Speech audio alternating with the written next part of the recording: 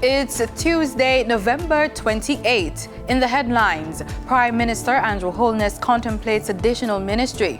16 days of activism against gender-based violence. In business news, Forex market remains relatively stable. Regionally, Bahamian Prime Minister says a shift on global tax rules should bring change. Internationally, the United States Secretary of State is to visit Israel and the occupied West Bank later this week. And in sports, CONCACAF Nations League Final 4 matchups. This is the news on PBC Jamaica. I'm Simone Absalom Gale.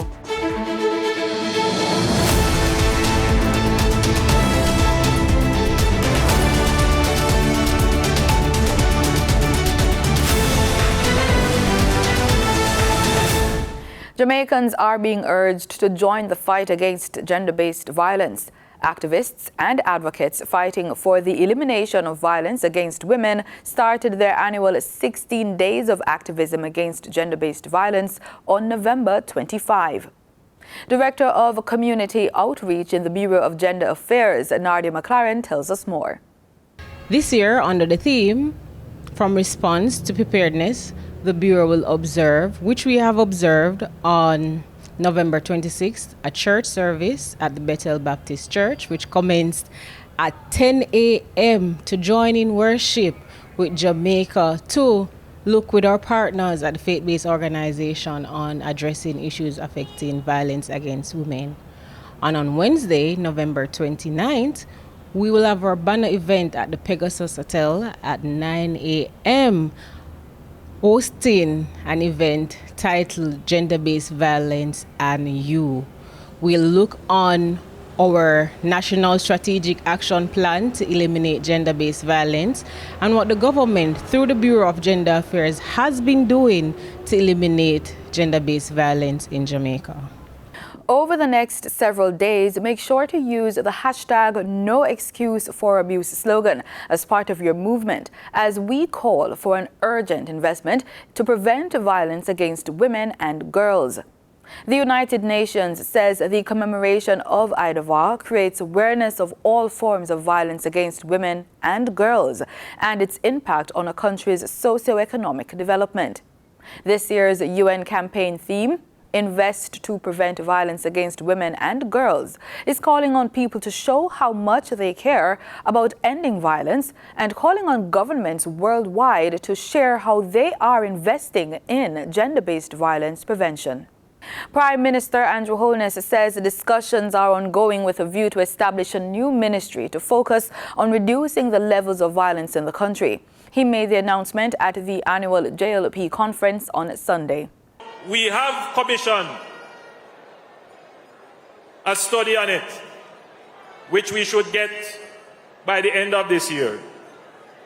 And when that study comes in, we are going to reorganize the government to create and bring all the agencies that deal with families, communities, social development, parenting.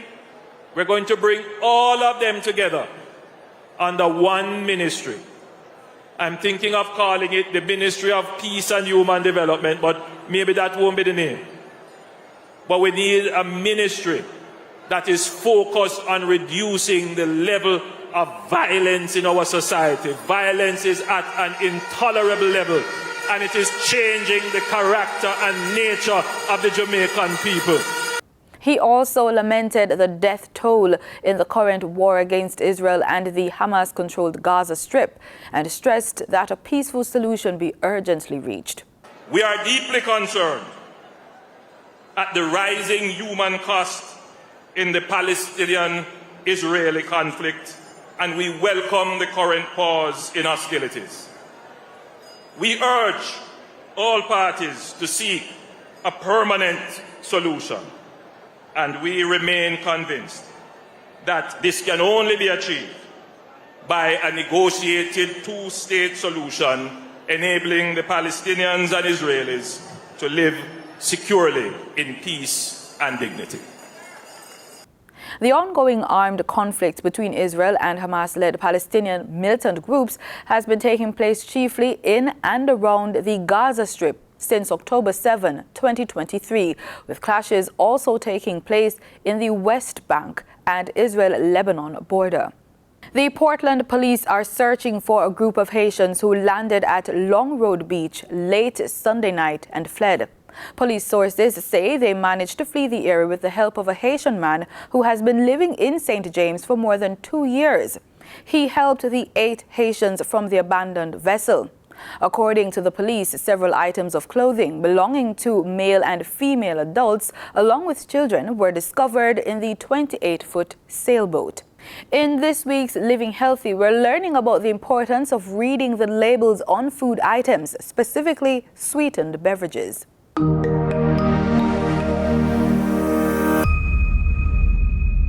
So sometimes labels can be misleading. Some are obvious and some are not so obvious. So it's not just sodas that we're talking about in this campaign. It's also some so-called fruit drinks that are not really fruits. And so if people knew how to read a label, then they will be able to figure out for themselves how many teaspoons of sugar is in that product. But not just sugar. We're also broadening the discussion. So for example, salt. Many products have a lot of salt in it. And we know that we're not supposed to have more than 1 teaspoon of salt a day, all told. It can be less if you have certain conditions, but generally speaking, so 2,400 milligrams. So how do we know? How do we know what the label is saying? If I'm going to have this product, okay, that's half my salt intake for the day or more than 100% of my salt intake. So reading labels is very important, and it's quite tricky because the labels, honestly, I think those labels are made so that people don't know what's on them, quite frankly, because even people who are educated and you would think would know have a little difficulty. So they're not simple. They're not simple enough. I know changes are being made in that regard to try and simplify them. But even if you learn how to read the calorie count and how to look how much the ingredient is and look how many servings is in the bottle and multiply, because another thing, you may see a label that says 15 milligrams of sugar, 15 grams of sugar. But when you look at the top, it's 2.5 servings in that container. So you just look at the one line of sugar and salt and you think, well, that's it. But it's not. You have to look how many servings is at the top.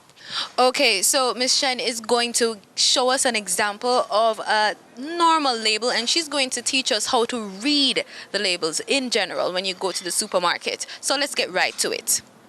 Well, as we see from the poster here, how to read a nutrition label, we have number 1 where it says start here. So the first thing we need to look at is the serving size. In this case, it says 1 cup or 228 grams. But if you notice, this container has 2 servings. That means that all the other values that we're going to discuss, you have to double. So don't forget that. It's very important. The second point, number 2, is to check the calories. Now remember that for the average person, you don't need more than 2,400 calories a day to function, you know. Now, if you're on a weight loss program or you're diabetic, you may have a different number. But just for the average person, 2,400 calories. Now, this particular product that you see here has 250. So you have to bear that in mind. Now, remember, this is just one product that you're having for the day. So if this has 250, as a matter of fact, it's not 250, it's 500. Because remember, we said 2 servings. So this product in front of us has 500 calories in one product. Now, there goes 500 calories out of your 2,400. So you have to bear that in mind. So check the calories and have it in reference to the rest of the items you're going to eat for the day. Then we have some nutrients here that we need. Then there is cholesterol, which is okay in moderate quantities, and sodium. All of these things, except for the trans fat, we do need, but it's the quantity. Now, the right-hand side, we see daily value. That's a very helpful thing because it tells us what % of our daily value that is. So it gives you an idea. But guess what? Remember, we have to double it. Suppose this is a snack. Then, my goodness, 500 calories and you're just on a snack. What about breakfast, lunch, dinner? So we have to be mindful. Then we go down the line. Number 4 says get enough of these nutrients. And it also speaks to dietary fiber at the top. Dietary fiber is very healthy. This particular product doesn't have any, but dietary fiber is good for us because it helps digestion. It helps us to regulate the food through and so on. So how much sugar should we intake per day?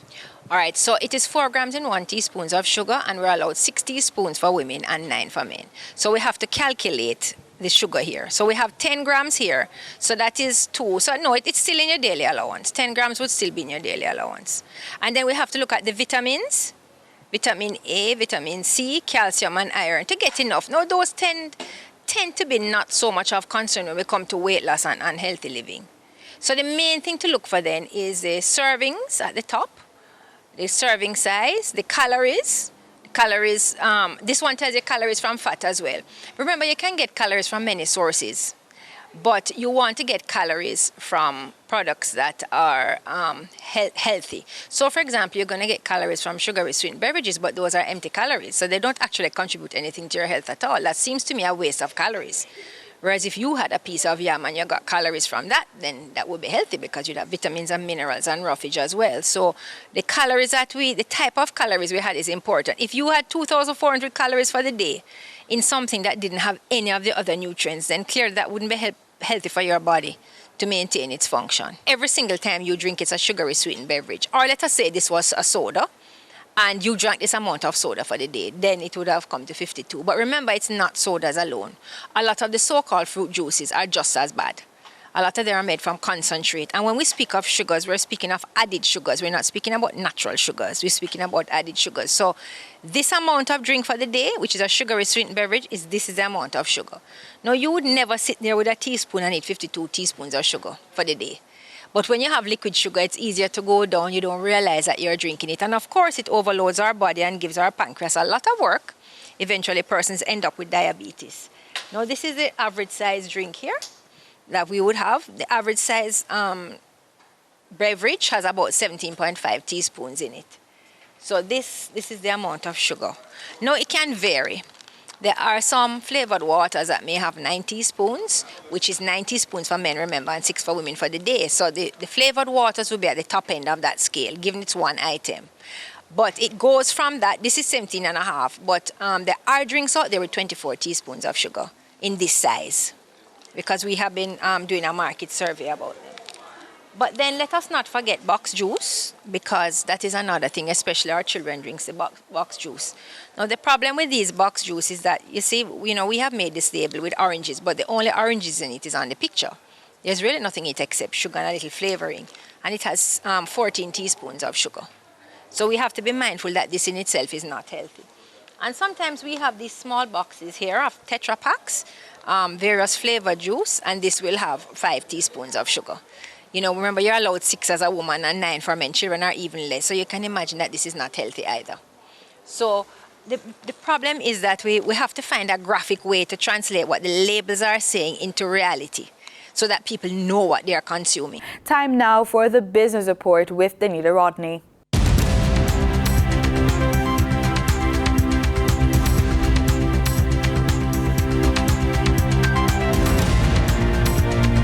The Bank of Jamaica says the foreign exchange market has remained relatively stable over the last 4 months. BOJ Governor Richard Bowles at the bank's quarterly monetary press conference says the stability in the foreign exchange market reflects continued strong tourism and the actions taken by the bank. The foreign exchange market has remained relatively stable within a band over the last 4 months, reflecting continued strong tourism and remittance flows, as well as the actions taken by the bank. Now for your market updates. In foreign exchange trading for Monday, November 27, the US dollar sold for an average of $156.10. The Canadian dollar ended trading at $116.53. The pound sterling traded for $195.69, and the euro sold for $173.57. In GSE trading, the GSE index declined by over 210 points. The junior market index advanced by over 22 points. The combined market index closed at over 300,000 units, and the All-Jamaican Composite Index declined by over 1,216 points. Overall market activity resulted from trading in 105 stocks, of which 45 advanced, 39 declined, and 21 traded firm.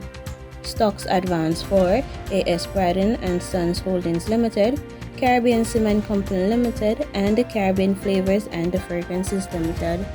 Stocks declined for 138 Student Living Jamaica Limited, Access Financial Services Limited, and Burrito Investments Limited. Trading firm were AMG Packaging and Paper Company Limited, Berger Paints Jamaica Limited, and Everything Fresh Limited. The overall volume leaders were Jamaica Highway Limited and Wigton Wind Farm Limited ordinary shares with over 1 million units, alongside JMMB Group Limited 7.35% cumulative redeemable preference share with over 700,000 units.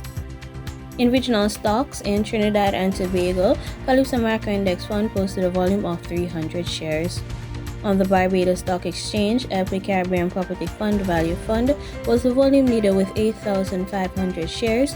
They were followed by Goddard Enterprises Limited and Cape Shepherd and Company Limited, which traded 158 and 89 shares respectively. In regional business, the Guyanese government is working assiduously to upskill and provide opportunities for young people, and on Friday, President Dr. Ifan Ali disclosed plans to have 2,000 persons trained for nearshoring jobs related to the oil sector. President Dr. Irfan Ali addressed business people at the Guyana Oil and Gas Energy Chamber's annual dinner and induction ceremony at the Pegasus Corporate Suites in Kingston, Georgetown on Friday last, and said the oil and gas sector has many more opportunities that the government is trying to tap into. As such, the Irfan Ali-led government will invest US $10 million into a grant initiative to work with partners in facilitating the programs to prepare citizens for nearshoring jobs. Essentially, nearshoring is a process where companies shift production from overseas to nearby countries that share a market, language, or time zone. The government will make this investment as part of a comprehensive plan to involve Guyanese living in the diaspora. So instead of outsourcing jobs to distant countries, nearshoring allows those jobs to be done here. And with the nascent oil and gas sector, the president said it is only fitting that citizens are certified to fit into all categories of work. Exxon and the other partners in the consortium, they hire thousands of persons on nearshoring jobs across the world. We have to present the case now to Exxon and the others that they must bring those nearshoring jobs to Guyana and give Guyanese an opportunity in that in those nearshoring jobs. That is why we're going to go with a matching grant initiative with our development partners. In total, it will be about $10 million US. We're going to engage the best training institutions, universities, in 6, 8, and 12-month training, starting with 2,000 Guyanese. The president also explained that nearshoring jobs have starting salaries of US $30,000 annually. He said this will greatly boost the country's economy and the livelihood of the people. We're going to invest in that for them, and then we're going to go to Exxon and say to them, you have to bring 2,000 of those jobs here for these 2,000 young people we have trained and certified to take up those nearshoring jobs. Further, he said the training will be for different skill levels to properly integrate into nearshoring jobs, and the certification will be internationally recognized to ensure employment opportunities exist.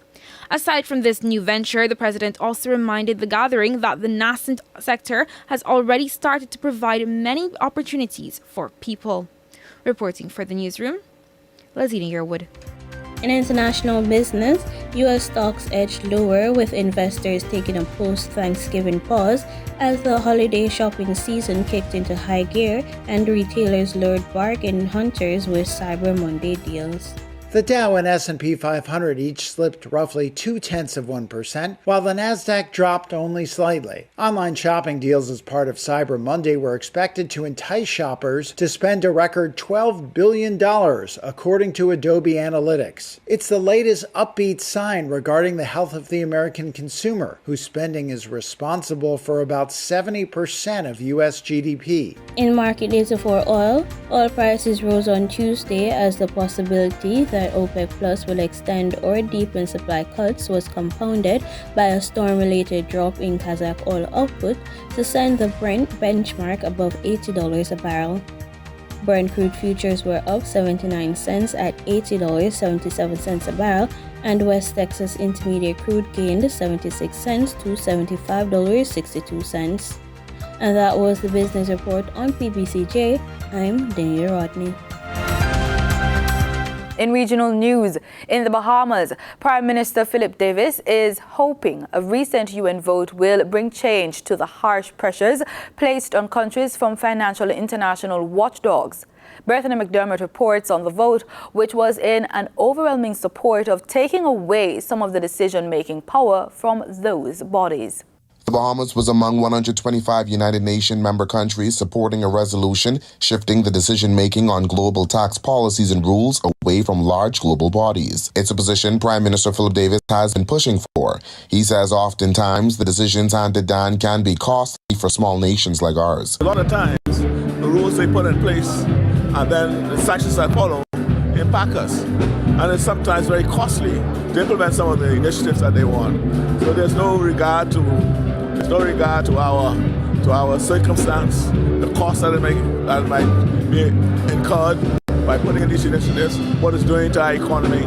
There's no input from small and developing states. The United Nations, the United Kingdom, and European Union member countries were among the 48 that voted against the resolution. 9 countries abstained. Davis wrote a letter back in September to UN Secretary General Antonio Guterres outlining the harmful actions of the OECD and other global financial watchdogs, which often portray the Bahamas as a danger to larger nations. This is something I took on from I came into office because the rules that have been imposed upon us without our even having an ability to discuss these rules before they are even implemented. The vote comes as the OECD seeks to impose a 15% global minimum corporate income tax by 2024, which the Bahamas has agreed to implement. The Prime Minister hopes the vote will bring some change. We'll see how it pans out, because at the end of the day, some of these countries, they are unto themselves, but I think with all the countries in the world, 142 or thereabouts, joining with me in this whole exercise, we should see some changes going forward. In Barbados, Prime Minister Mia Mottley is calling for nationwide support for government's education transformation initiative. The government on Monday demonstrated its backing, announcing more staff and funding for the Ministry of Education. Sharika Griffith reports. This is not a Ministry of Education project. This is not a whole-of-government project. This is a whole-of-nation project. Prime Minister Mia Mottley asking Barbadians to get behind the plan to provide a bright future for every child. Her call came during the screening of the documentary The First Class, which tells the story of Crosstown High in Memphis, a high school seeking to redefine the future of learning. We're going to see crime go down in this country, if we're going to see poverty go down in this country, if we're going to see youngsters have opportunities in this country to be whatever you want and to be able to go wherever you want on this earth and still give back to your country, then we need a whole of country, a whole of nation approach. And there's no better time for me to give you this pledge than on the eve of our 57th anniversary of independence. This is our nation. And this is what it demands of us, from the young ones right back through to those of you who are retired. This is what we have to do together. For government's part, the Prime Minister has announced additional resources for the Ministry of Education. Some of you wonder and are panicking, but the Ministry of Education, they ain't got the ability to do X, Y, Z, so how are they going to do this? Because we're giving them. Today I'm creating additional posts for the ministry. And I'm creating sufficient posts to be able to deal with all of its facets that it has to deal with, from dealing with the realities within schools right back through to the transformation and the innovation that's necessary to carry us over the next few years to help make this real. As Minister of Finance, I have made the commitment with Minister Strawn to be able to put the funds in place, not just this year or next year, but for us to be able to have a sustainable source of funding, because this will be the most consequential project in terms of getting it right. Prime Minister Mottley has pledged to meet with the opposition and education stakeholders. She says the exact design of the transformation will come after the consultative process finishes. Sharika Griffith, CBC News. In the face of Venezuela's plans to go ahead with its December 3, 2023 referendum in pursuit of Guyana's Essequibo region, Labour Minister Joseph Hamilton said Monday that Guyanese must not dissolve their regular operations. During remarks at a national sensitization event at the Ministry of Labour's head office in Georgetown, Labour Minister Joseph Hamilton told staffers that the government is committed to ensuring that the economy is not affected by the ongoing border controversy. The golden arrowhead, the national flag, was hoisted at the ministry's office, symbolising the national resolve.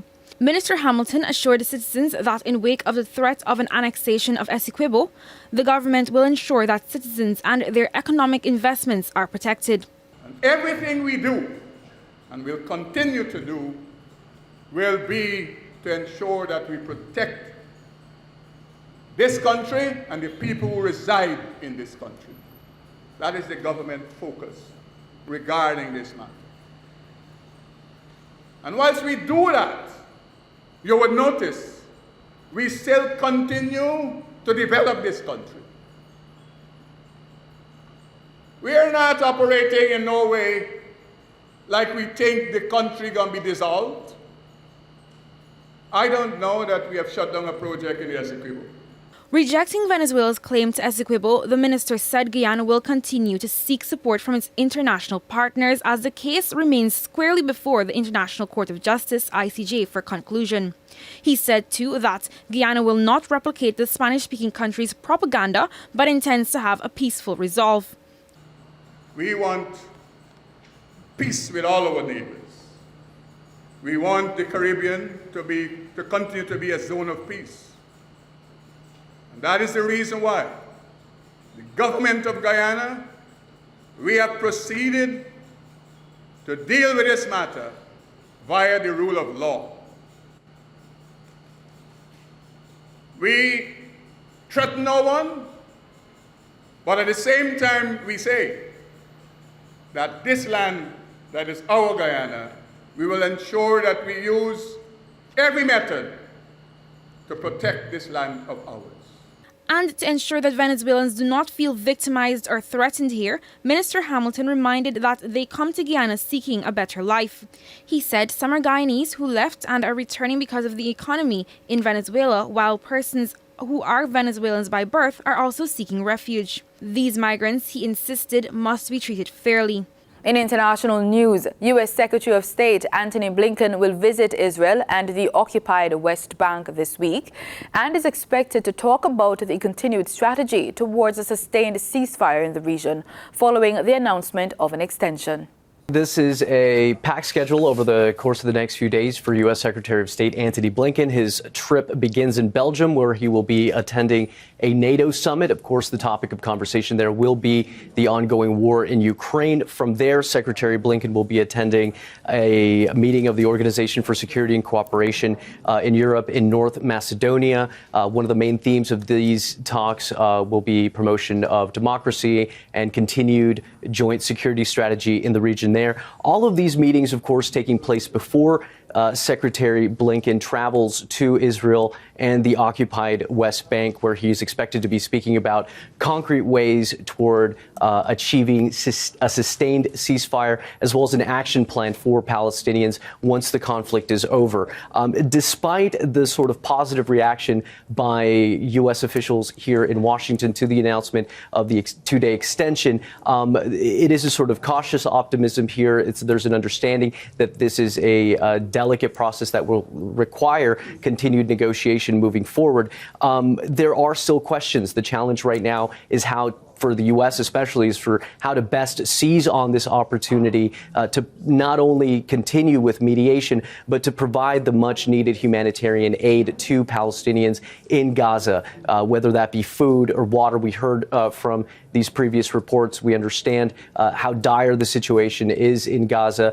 In sports, CONCACAF has confirmed the pairings of the Nations League semi-finals and play-in. As reported on Wednesday, Trinidad and Tobago will face Canada for a place in the Copa America, while the other play-in fixture will feature Costa Rica versus Honduras. Both matches will be on March 23, 2024 at the Toyota Stadium. In the semi-finals at the AT&T Stadium on March 21st, Panama will meet Mexico and the USA is set to challenge Jamaica. The third place match and final will follow the semi-finals on Sunday, March 24th. This translates to the region's best 8 men's national teams competing in Dallas during the FIFA match window of March 2024. And that's the news on PBCJ. Thanks for watching.